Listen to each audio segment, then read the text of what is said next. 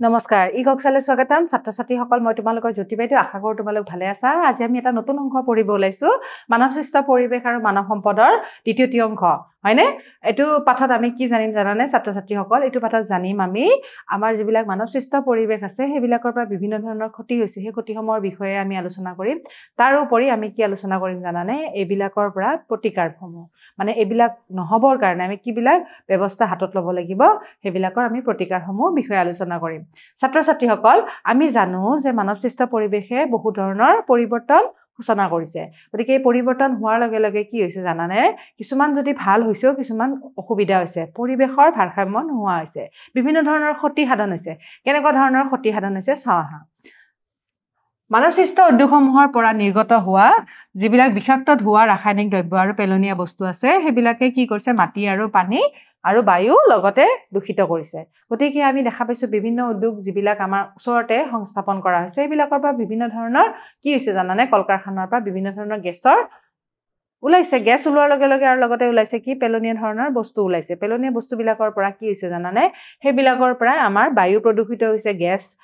বিলাক যিবিলাক ওলাইছে বেয়া গেছ বিলাক ওলাইছে হেবিলাকৰ দ্বাৰা আমাৰ বায়ু প্ৰদূষণ হৈছে পেলনীয়া সামগ্ৰীৰ পৰা মাটি পানী এবিলাকো প্ৰদূষিত হৈছে এতিয়া এই প্ৰদূষিত হোৱাৰ কাৰণে আমাৰ কি হৈছে জানানে পৰিৱেশৰ ভাৰসাম্য নোহোৱা হৈ গৈছে গতিকে বেয়া গেছ এটা ধৰা একেটা অঞ্চলতে গুটিখিনি ওলাই থাকে বায়ু প্ৰদূষিত হৈ গৈছে আমাৰ উশাহ ল'বলৈ কষ্ট হৈছে হয়নে পানীখিনি যদি লেতেৰা হৈ গৈছে পানীখিনি আমি কি হ'ব আমাৰ হে পানীখিনি আমাৰ কি অঞ্চলটোৱে বেয়া কৰিব হয়নে মাটিখিনিও নষ্ট উৰ্বৰতা শক্তিও নাইকিয়া কৰি তুলিব গতিকে আমি এই বস্তুটোন বন্ধ কৰিবৰ কাৰণে কিছুমান উপায় হাতত অৱলম্বন কৰিব লাগিব কেনেকুৱা ধৰণৰ পেলনীয়া সামগ্ৰীৰ উপযুক্ত নিষ্কাশন ব্যৱস্থা কৰিব লাগিব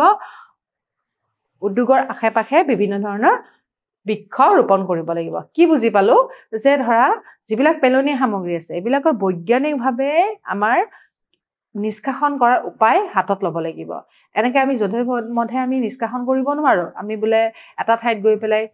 জাস্ট ডাম কৰি গৈ আছো জমাই থৈ গৈ আছো জানা এতিয়া ডাম্পিং জোন এটা আমাৰ গুৱাহাটীৰ বৰাগাঁৱৰ ওচৰত কৰা হৈছে বৰাগাঁৱত কি হৈছে গুৱাহাটীৰ গোটেই মহানগৰৰ যিমানখিনি জাবৰ জোথৰ আছে তাতে ডাম কৰিছে ডাম কৰাৰ লগে লগে তাতে জমাই থোৱাৰ লগে লগে কি হৈছে জানানে বায়ুটো একেবাৰে বেয়া হৈছে গেছ তাৰ পৰা বহু ধৰণৰ গেছ ওলাইছে তাৰ উপৰি কি হৈছে যেটো ভূমি মাটিৰ লগত মিহলি হৈ বেয়া বস্তুবিলাক মাটিৰ উৰ্বৰতা শক্তি নাইকিয়া কৰিছে হয়নে আৰু গোটেই অঞ্চলটোতে একদম থাকিব নোৱাৰা অৱস্থা হৈ গৈছে এতিয়া আমি সেই কাৰণে কি কৰিব লাগিব যিবিলাক কলকাৰখানা আছে তাৰে কাষতে বিভিন্ন ধৰণৰ ভাল গছ ৰুব লাগিব যোনে আমাক কি কৰিব সেই যিবিলাক বেয়া হোৱা বায়ু আছে সেই বেয়া হোৱা বায়ুবিলাক শোধন কৰিবৰ কাৰণে গছে সহায় কৰিব তাৰ উপৰি কাৰ্বন ডাই অক্সাইড ওলালে আমাক গছে সহায় কৰিব তাৰ পিছত যিবিলাক পেলনীয়া সামগ্ৰী আছে সেইবিলাক নিষ্কাশন কৰিবৰ কাৰণে সুবিধা কৰি তুলিব ঠিক আছে গতিকে নেক্সট কি কৈছে বনাঞ্চল ধ্বংস কৰি ঘৰ উদ্যোগ আদি নিৰ্মাণ কৰাৰ ফলত বনৰীয়া জীৱ-জন্তুৰ আশ্ৰয়স্থল কমি যোৱাৰ লগে লগে খাদ্যৰ অভাৱত জনবহুল অঞ্চল যিবিলাক জনবসতি থকা অঞ্চল আছে তাতে কি হৈছে মুক্ত বিচৰণ কৰি মানুহৰ প্ৰতি ভাবুকিৰ লগতে সম্পত্তিও ধ্বংস কৰা আমি দেখা পাইছো তোমালোকে দেখিছা আজিকালি বনাঞ্চল ধ্বংস হোৱাৰ লগে লগে কি হৈছে জীৱ-জন্তুবিলাকৰ আশ্ৰয়স্থল নোহোৱা হৈ গৈছে এটা আশ্ৰয়স্থল নোহোৱাৰ কাৰণে কি কৰিছে জীৱ-জন্তুবিলাকে মুক্ত বিচৰণ কৰি বাহিৰলৈ ওলাই আহিছে মুক্ত বিচৰণ কৰাৰ ফলত কি হৈছে জানানে আজিকালি দেখা পাইছো তোমালোকৰ ঘৰতো দেখা পাম কেইদিনমান পিছত আমাৰ ঘৰতো দেখা পাওঁ হাতী বাঘ হয়নে এইবিলাক আমি দেখাই পাই থাকো আজিকালি হয়নে কি কৰিব সিহঁতৰ আশ্ৰয়স্থল নাই বনাঞ্চল নাই ক'ত খাদ্য পাব এটাতো খাদ্য পাবৰ কাৰণে জায়গা পাব লাগিব ন য'ত খাদ্য বস্তুৱে নাই য'ত আশ্ৰয়স্থলে নাই তেতিয়া কি হ'ব এই বনাঞ্চলত নাথাকি সিহঁতে বাহিৰলৈ ওলাই আহিব লাষ্টত গৈ পেলাই মানুহৰ লগতে সংঘাত হ'ব আৰু সম্পত্তিও নষ্ট কৰিব বহুতো মানুহ এইবিলাকৰ কাৰণে মৃত্যুৰ মুখত পৰাও দেখা গৈছে গতিকে আমি তাৰ প্ৰধান উপায় কি আৰু বনাঞ্চল সংৰক্ষণ ব্যৱস্থাটো কৰিব লাগিব যধে মধে গছ-গছনি কাটিব নোৱাৰিব আমাৰ যিমানবিলাক জংঘল আছে বনাঞ্চল আছে সেইবিলাক আমি কাটিব দিব নোৱাৰো আৰু সেইবিলাক সংৰক্ষণৰ কাৰণে ব্যৱস্থাহে কৰিব লাগিব তাতে যদি কিবা ধৰণৰ মানুহবিলাকে যদি আশ্ৰয়স্থল হিচাপে ল'বলৈ ধৰে তেনেহলে সেই মানুহবিলাকক তাতে থাকিব দিব নোৱাৰিব লাগিব আমাৰ এতিয়া কৰা হৈছে গভৰ্ণমেণ্টেও আমাৰ বহু ধৰণৰ উপায় অৱলম্বন কৰিছে যধে মধে পাহাৰ মাটি কাটি ঘৰ নিৰ্মাণ কৰাৰ ফলত কৃত্ৰিম বানপানী ভূমিস্খলন আদিৰ বাবে মানুহৰ প্ৰাণহানি আৰু সা-সম্পত্তিৰ ক্ষতিসাধন হৈছে এতিয়া মানুহবিলাকে কি হৈছে মানুহবিলাকৰো কি হৈছে ভূমি নোহোৱা হৈ গৈছে সবকে ঘৰ লাগে হয়নে এতিয়াও দেখা পাইছো কিছুমান জায়গাত মানুহবিলাকে কি কৰিছে বিশেষকে মহানগৰীত কি কৰিছে যধে মধে মাটি কাটিবলৈ ধৰিছে মাটি কাটাৰ লগে লগে কি হৈছে জানানে যিবিলাক পাহাৰৰ মাটি আছে সেইবিলাক কি হৈছে পাহাৰৰ মাটিবিলাক কাটাৰ লগে লগে কি হৈছে পাহাৰৰ মাটিবিলাক দুৰ্বল হৈ গৈছে দুৰ্বল হৈ যোৱাৰ লগে লগে কি হৈছে জানানে ভূমিস্খলন দেখা গৈছে আমি দেখাই পাওঁ নিউজত পাওঁৱে হয়নে এই ভূমিস্খলন হোৱাৰ ফলত কিমান মানুহৰ প্ৰাণহানি হৈছে হয়নে গতিকে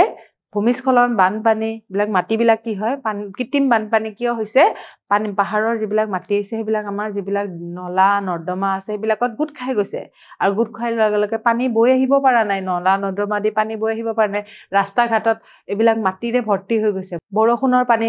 আহিলে কি হয় জানানে এইবিলাক মাটিবিলাক কি হয় তললৈ নামি আহে যেহেতু মাটিবিলাক ঢিলা হৈ আছে হয় নে নহয় কাৰণ সেইবিলাক কাটি দিয়া হৈছে কাটি দিয়াৰ লগে লগে ঢিলা হৈ অহাৰ লগে লগে পানীবিলাক আমাৰ কি হয় ৰাস্তালৈ নামি আহে নামি অহাৰ লগে লগে কি হয় তাতে পানীবিলাক কি হয় জমা হৈ যায় জমা হোৱাৰ লগে লগে তাতে আমি কি দেখা পাইছো কৃত্ৰিম বানপানী দেখা পাইছো ঠিক আছে ব্যক্তিগত যান বাহনৰ অত্যাধিক ব্যৱহাৰে বায়ু প্ৰদূষণ ঘটায় গতিকে আজিকালি কি কৰিছে জানানে আগতে আছিলে কেইখনমানহে গাড়ী হয়নে মানুহবিলাকে সাধাৰণতে বাছতে যায় বা ৰেল পৰিবহণ ব্যৱস্থা আমাৰ যিটো আছিলে ৰেলত বহুত মানুহ একেলগে যাব পাৰি নে নোৱাৰি সেইবিলাকত যায় কিন্তু আজিকালি মানুহবিলাকে কি কৰিছে প্ৰত্যেক ঘৰতে এখন এখন গাড়ী কিনে আৰু প্ৰত্যেকেই ধৰা এখন গাড়ী উলিয়াই পেলাই ওলাই গুচি যায় গতিকে কি অসুবিধা হৈছে জানানে প্ৰত্যেকে যদি এনেকে গাড়ী এখন এখনকে ওলাই লৈ যায় তেতিয়া বায়ু প্ৰদূষণ হোৱা বেছিকে দেখা যায় গতিকে তাৰ উপায়নো কি অৱশ্যে কেতিয়াবা প্ৰয়োজন অনুসাৰে হয়তো লগাও হ'ব পাৰে তেতিয়া তাৰ উপায় আমি বহু ধৰণে কৰিব পাৰো প্ৰথম কথা পৰ্যায়মানে ৰাজহুৱা যাতায়াত ব্যৱস্থা যিবিলাক আমাৰ ৰাজহুৱা যাতায়াত ব্যৱস্থা কি আছে ৰেল বাছ এইবিলাক আছে সেইবিলাকৰ ব্যৱহাৰ কৰিব লাগে আমি সাধাৰণতে নিজাকে কোনো ধৰণৰ ব্যৱস্থা ল'ব নালাগে তাৰপিছত যদিও যদি অসুবিধা হয় তেতিয়া কেনেকুৱা ধৰণৰ ব্যৱস্থা কৰিব লাগে জানানে ইলেক্ট্ৰিকেল গাড়ী আদি ব্যৱহাৰ কৰিব লাগে এতিয়া তোমালোকে গম পাইছা আজিকালি তোমালোকে দেখাই পাইছা আমাৰ অসমতো হৈছে ইলেক্ট্ৰিক গাড়ীবিলাক ওলাইছে যিবিলাক আমাৰ স্কুটাৰ আছে স্কুটাৰবিলাকো ইলেক্ট্ৰিক হৈছে চাইকেলবিলাকো ইলেক্ট্ৰিক চাইকেলবিলাকতো বাৰু কথাই নাই যিবিলাক আমাৰ বাছ আছে সেইবিলাকো আমাৰ কি হৈছে ইলেক্ট্ৰিক বাছ আছে গাড়ীবিলাক ওলাইছে আজিকালি তাৰমানে মানে তাতে যদি আমি চাৰ্জ কৰোঁ হয়নে বেটাৰীটো চাৰ্জ কৰোঁ তেনেহ'লে গাড়ীখন চলাব পাৰি গতিকে তাতে কোনো ধৰণৰ বায়ু প্ৰদূষণ হোৱাৰ সম্ভাৱনা নাই ঠিক আছে প্লাষ্টিকৰ যধে মধে মাটি পেলালে প্ৰদূষিত হয় জলজ প্ৰাণীবোৰৰ ক্ষতিসাধন হয় নলা নৰ্দমা বন্ধ হৈ কৃত্ৰিম বানপানীৰ সৃষ্টি হয় প্লাষ্টিক জ্বলোৱাৰ ফলত বায়ু প্ৰদূষিত হয় প্লাষ্টিক এনে এবিধ বস্তু হয় যিবিলাক অদাহ্য বস্তু হয় যিবিলাক জ্বলাই দিলেও কি হয় বায়ু প্ৰদূষিত হয় তাৰপিছত কি হয় মাটিৰ লগত মিলি গ'লেও বেয়া হৈ যায় মাটিৰ দিশৰ তাৰপিছত পানীৰ লগত মিহলি হৈ গ'লেও পানী বেয়া হৈ যায় প্ৰদূষিত হৈ যায় গতিকে এইবিলাক কি হয় কি জানানে এইবিলাক হয় যে আমাৰ যিবিলাক কৃত্ৰিম বানপানীৰ সৃষ্টিকাৰকো প্লাষ্টিক হৈছে আমি কি কৰিছো প্লাষ্টিকবিলাক কি হয় যেহেতু মিহলি হৈ নাযায় কোনো বস্তুৰ লগত গতিকে ই কি হয় গোটা হৈ থাকে বহুতে নলা নৰ্দমাবিলাকত পেলাই দিয়ে গতিকে ই কি কৰে কৃত্ৰিম বানপানীৰ সৃষ্টি কৰে এতিয়া ছাত্ৰ ছাত্ৰীসকল প্ৰথম কথা আমি ইয়াৰে প্ৰতিকাৰ কি প্লাষ্টিক একেবাৰে বন্ধ কৰিব লাগিব প্লাষ্টিক ব্যৱহাৰে আমি যদি বন্ধ কৰিব পাৰোঁ তেনেহ'লে আমাৰ এনেকুৱা পৰিৱেশ আমাৰ ভাৰসাম্য নষ্ট হোৱাত অসুবিধা নহয় এতিয়া তোমালোকে জানা যে আমি ওৱান টাইম প্লাষ্টিক কিছুমান আছে মানে ওৱান টাইম ইউজ প্লাষ্টিক তাৰমানে এবাৰ ব্যৱহৃত প্লাষ্টিক সেইবিলাক হৈছে ধৰা এই যে আমি যে পাওঁ পাতল পাতল প্লাষ্টিকবিলাক ধৰা তোমালোকে বিস্কুট এক পেকেট কিনিব গ'লা তাতে এটা প্লাষ্টিক দিয়ে নাই সেইটো প্লাষ্টিক ব্যৱহাৰ সেইটো আমি বন্ধ কৰিব লাগিব ছেকেণ্ড কথা আমি ব্যৱহাৰ কৰিব লাগিব আমি কি তাৰ পৰিৱৰ্তে কাগজৰ বস্তু ব্যৱহাৰ কৰিব লাগিব বজাৰলৈ গ'লে আগতে আমাৰ যেতিয়া আমি সৰু আছিলোঁ তেতিয়া কি হৈছিলে আমাৰ মা দেউতাহঁতে বা তোমালোকৰ এতিয়া মা দেউতাহঁতে বা খুৰা খুৰীহঁতে আগতে বা ককা আইতাহঁতে মোনা লৈ গৈছিলে কিন্তু এতিয়া মোনা নলয় কি কৰে তাৰে দোকানীয়ে প্লাষ্টিকৰ ব্যৱহাৰ কৰা দেখা যায় গতিকে আমি যেতিয়া বজাৰলৈ যাওঁ তেতিয়া মোনাৰ ব্যৱহাৰ কৰিব লাগে কাপোৰত থৈলি আমি লৈ যাব লাগে ঠিক আছে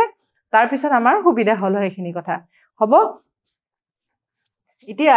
প্লাষ্টিক ব্যৱহাৰ হ্ৰাস কৰি তাৰ পৰিৱৰ্তে জৈৱিকভাৱে পচনযোগ্য সামগ্ৰী ব্যৱহাৰ কৰিব দিছে গতিকে কি কৈছে প্লাষ্টিক ব্যৱহাৰৰ হ্ৰাস কৰিব দিছে আৰু আমাৰ যিবিলাক জৈৱিকভাৱে তৈয়াৰী বস্তু আছে সেইবিলাকহে আমি ব্যৱহাৰ কৰিব লাগে পেলনীয়া জাবৰ জোথৰ উপযুক্ত ব্যৱস্থাপনাৰ অভাৱত পৰিৱেশৰ ওপৰত বৰ বেয়া প্ৰভাৱ পেলায় গতিকে আমি পেলনীয়া ব্যৱস্থাবিলাক যিবিলাক আছে বস্তু আছে সেইবিলাক পেলনীয়া বস্তুবিলাক আমি কি কৰিব লাগিব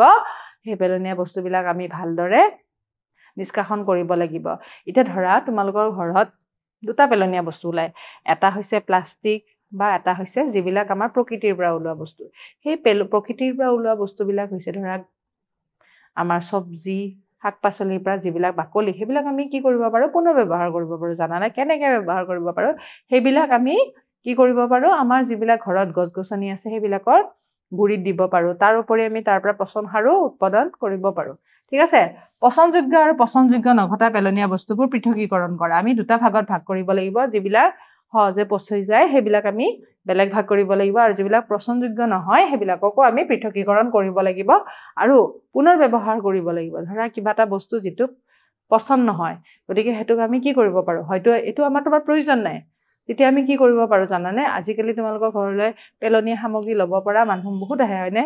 যেনেকৈ লু এডাল হেডাল ধৰা তোমাৰ প্ৰয়োজন নাই হয় গতিকে আমি তাক বিক্ৰী কৰি দিব পাৰো দিয়াৰ লগে লগে কি হয়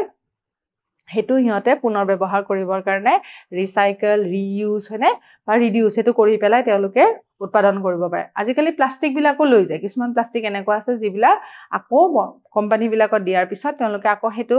গলাই পেলাই নতুন বস্তু এটা বনাব পাৰে গতিকে আমি এটো ক্ষেত্ৰত গুৰুত্ব দিব লাগিব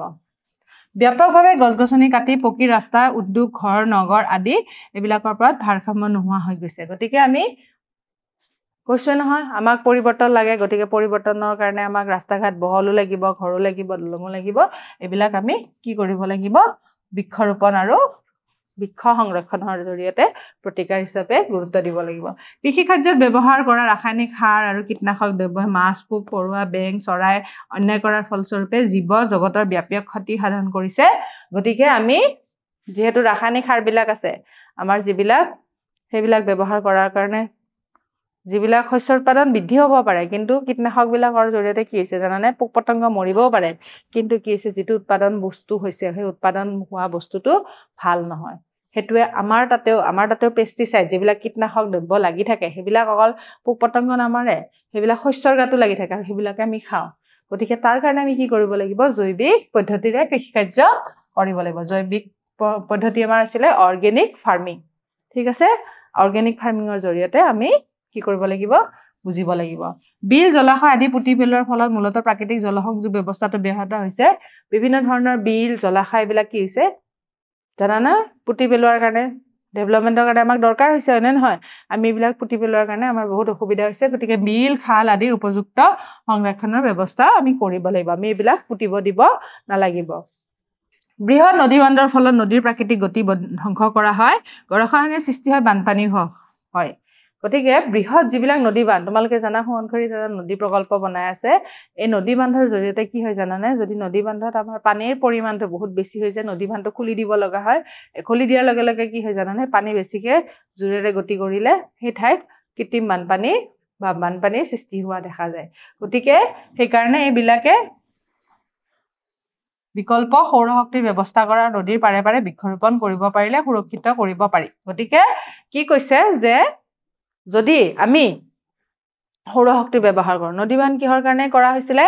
পানী উৎপাদনৰ জৰিয়তে আমাৰ কি হয় বিজুলী উৎপাদন কৰিছে পানীৰ জৰিয়তে বিজুলী উৎপাদন কৰিছে পানীৰ জৰিয়তে যেটো বিজুলী উৎপাদন কৰিছে তেতিয়া কি কৰিছে আমাৰ এনেকুৱা নদী বান্ধ বিলাক বনাব লগা হৈছে নদী বান্ধ বনোৱাৰ লগে লগে বহু ধৰণৰ অসুবিধা হ'ব পাৰে গতিকে এতিয়া বৰ্তমান তোমালোকে দেখিছাই সৌৰ শক্তিৰ ওপৰত বহুত গুৰুত্ব দিয়া হৈছে এই সৌৰ শক্তি